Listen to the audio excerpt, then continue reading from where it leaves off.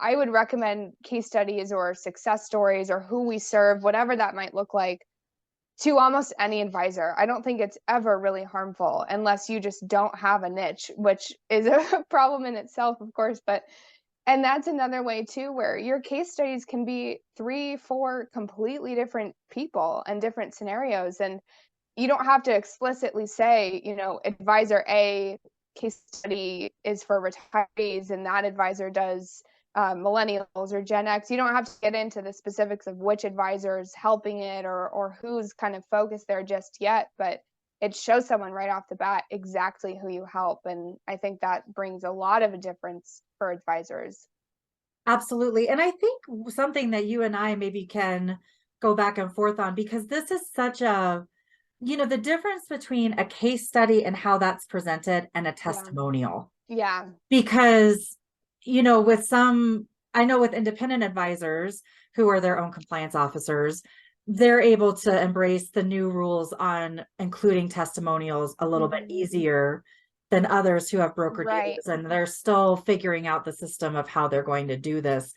I mean, for me, another way of thinking about case studies as well is really storytelling.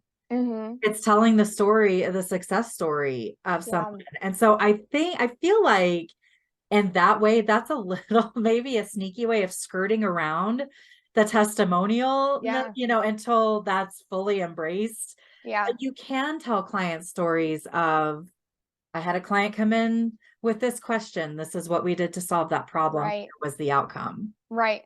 Yeah. Yeah, it's so true, and of course, testimonials are valuable. I mean, the proof is out there that, the social proof and hearing from people, but it's true with compliance, so many of our advisors are limited, and yeah, that case study is telling a story and giving someone the exact scenario of what you did, and it brings in so much more value, and it gives you that comprehensive look at what someone can expect from you. And I remind people that too when they're going through it, because more often than not, when we talk about it, the advisor brings up the concern of compliance. And I'm not a compliance expert, and I know it changes faster than you can ever Second to keep up. second. Yeah. Every day there's a new sentence, a new rule, and I get that. But I always try and remind people it doesn't have to be quantifiable. You're not going to get on there and say, I saved this guy $1 million by the time he hit retirement because we did X, Y, and Z.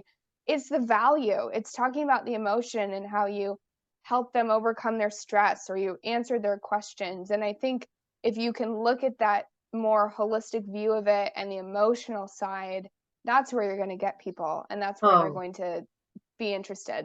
that is absolutely so true. I keep going back to, I had a woman, I was looking at a webinar that she had created, and the first, 30 minutes of it was a lot of data, tax strategy, all of this stuff. And I'm just Yeah. kind of, I'm watching it and whatever. Towards the end, she told a story and it Mhm. woke me up. It immediately made me want to look at something in my finances. Mm. Like that Wow. really just, and I thought, oh my gosh, I wish she hadn't waited 40 minutes to tell that story, Yeah. I mean. So it is so important to make sure that you have that throughout your website where you're evoking some sort of emotion. Yeah. And so that people are really digesting that. Yeah. But I will